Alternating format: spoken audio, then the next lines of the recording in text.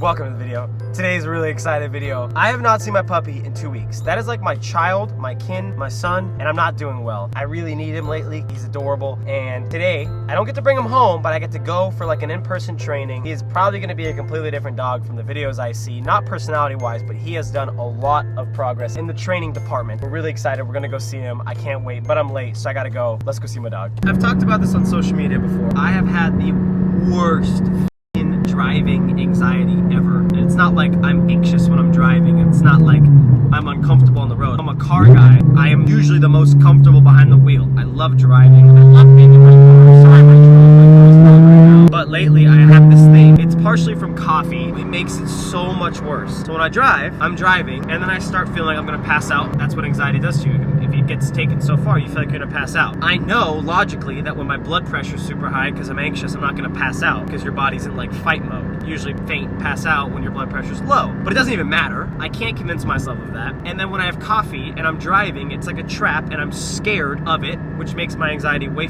worse, and I don't want to drive. My dad's out here again, and he's coming with me to go see my dog, and I literally pulled over on the side of the freeway to have my dad drive. I've never dealt with anxiety. It's never been a problem. And then now I'm just scared every time I get in a car. So it's always gonna happen. And there's no answers. I don't know what the to do. But I figured I'd tell you guys, because whenever you talk about this shit, I might be making someone out there feel like, you know, they're not alone. That's why I'm currently sitting in the passenger seat. We're 5 minutes away. When I'm not driving, I'm totally fine. And I am so damn excited to see my little man. For those who don't know, he's been at like a board and train for 3 weeks. He's been there for 2 weeks, and I pick him up in like a week, but I have one in-person like catch me up to date on what he's learned, or I've learned what they've taught him, and I honestly don't give a shit about anything besides the fact that I get to go play with my puppy, which is, oh my god, I can't even, words cannot, it's like he's my kid. I'm sure when you have a kid it's even more exciting when you go pick him up at camp or something, but I doubt it. We're about to see my doggo. She's gonna bring him out, and he doesn't get to freak out yet. He has to like be behaved, which is gonna be hilarious, because this is gonna be like the hardest thing he's ever done, because he's gonna be so pumped to see us. I'm so excited. Where is that? Where is that? No. So anytime he gets ahead, I will correct him. Rory, sit. Oh my. Sit. Oh. Rory, down. Heel. Bye, Rory.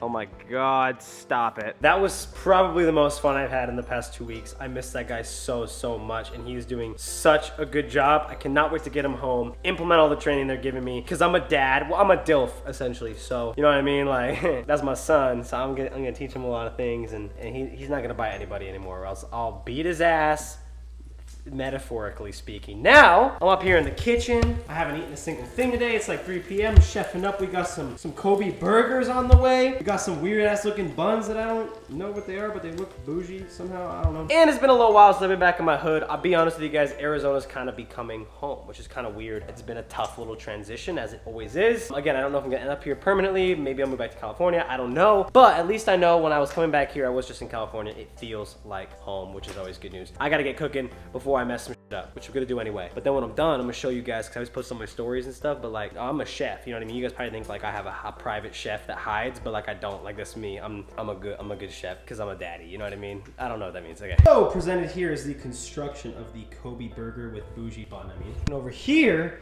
is the fully constructed version of it, where it literally, ready? Watch this. So it goes like this, and you click on this, and it oh my god, hire me, Burger King. Oh no, my burger's deconstructing a little. This is very dangerous territory.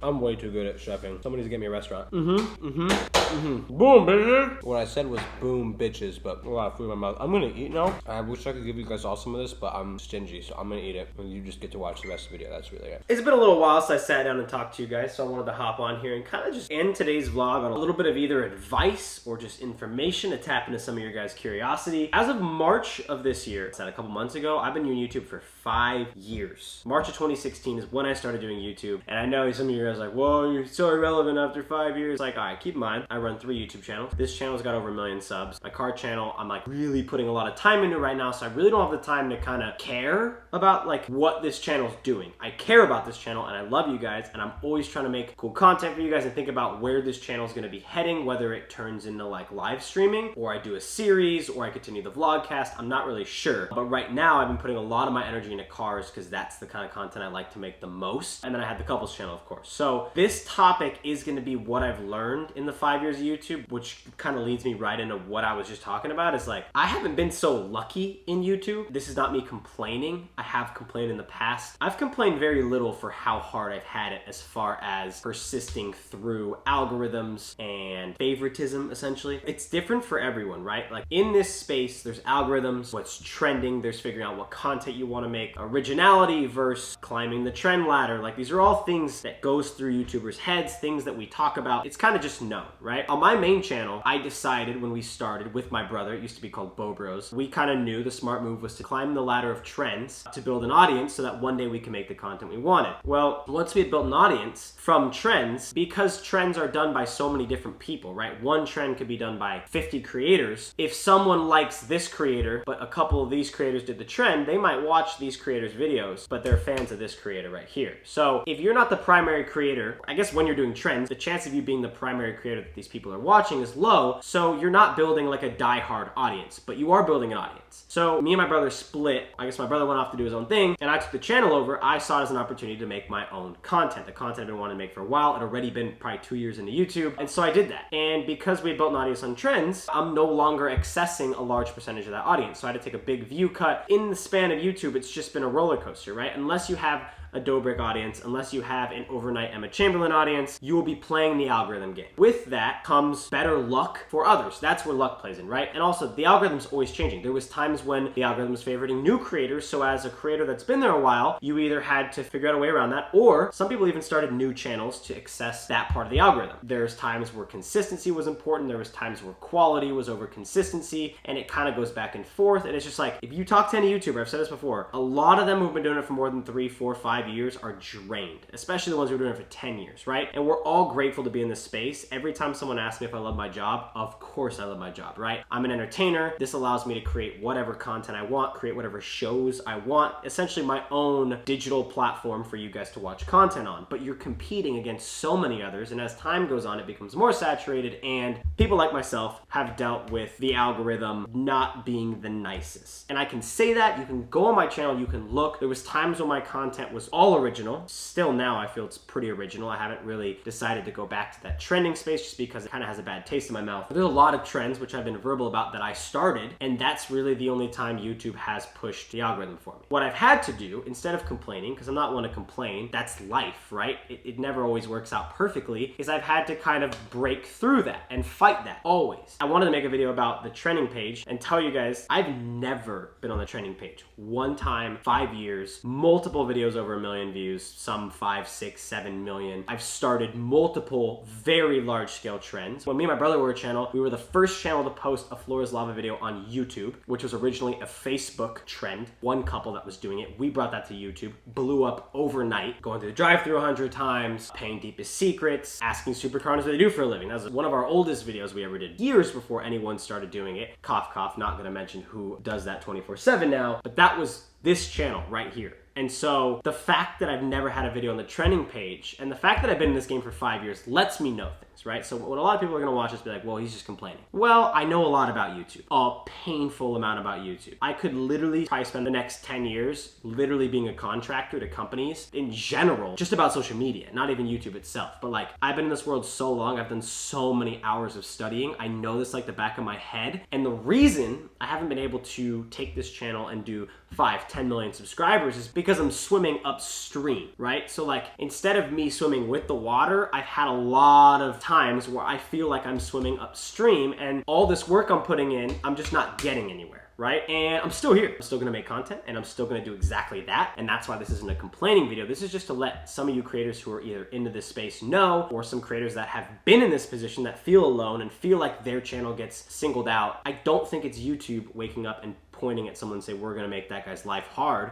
But I do think the algorithm, which can never be fully understood by creators on this side of the platform, let alone maybe a lot of the people at corporate YouTube, we will never really understand the algorithms, and they're always changing and you're always keeping up. Really, the only option is to just, something fails, either decide you're gonna try it again or try something else. And if you try it again 2, 3 times, then probably stop trying it and move on. And maybe in the future you try that, because maybe it changed. And honestly, the biggest tip I could give and that I always give to people is from the get-go, make the content you want to end up making in 5 years. Because yeah, you could get more views off the bat. Yeah, you could build a bigger audience quicker, but building an audience slowly that might be smaller at the beginning will have a much bigger impact in the grand scheme of things. 2, 3, 4, 5 years, right? If I could go back in time, that's what I would do. I'd make the content I'm making now, I'd make original only content, and that's all I would do, and I wouldn't care about the views. Because now, I mean, there's weeks where I get the same views I got 2 weeks into YouTube when I used to make scootering content, right? And right now it's so saturated that you could put out the best video of your career. You could, and this happens all the time, and I've been in a position where I felt that was the most either comedic video I've ever put out, entertaining, viral video, and it does nothing, right? Because it's not all in our hand. And I can't blame the app. I can't blame the platform. Again, I want to stress that. And as a creator, you should never blame the platforms you're on. But YouTube, you're not very nice to me. But because there's always more work I could put in, I could stress my work-life balance. I could take time away from other things and go that much harder on YouTube and swim quicker upstream. And yeah, maybe it would work, but life's more complicated than that. I feel like this rant happens a lot from creators, but I just feel like it's not talked about enough online. Like when I meet up with my creator friends, when I'm with YouTubers, this always comes up. Whether you have 5 million subs, 100K subs, it's just how it works. We're all fighting the algorithm. So I want you guys to know coming into YouTube, especially in 2021, right? You're not late by any means. We are at the beginning of the digital media hill. But you're still getting in at a time where it's really saturated and you're up against a lot of competition. And the only thing that's gonna fight that is passion. And if you're making content you don't wanna make, then there's no passion behind it. You're not gonna work as hard as you will be, and you're not gonna build a genuine, authentic audience like, say, Nelk Boys or David Dobrik, right? And that's why probably you've seen a lot of creators who are big, subscriber-wise, get low views because those creators are over doing the things they used to need to do for views and now make the content they wanna make, and they take a big view cut looking in the grand scheme of things that in 2-3 years, it'll work out. This happens all the time. I don't need to say a list of creators. I could go on and on and on. But a lot comes of that, right? Like when you make content like this, you're always gonna get the, oh my God, you're irrelevant comments. You're always gonna get the, holy crap, this channel's dry. Like that comes with it, right? But if you're passionate about the content you're making, then you don't care, right? It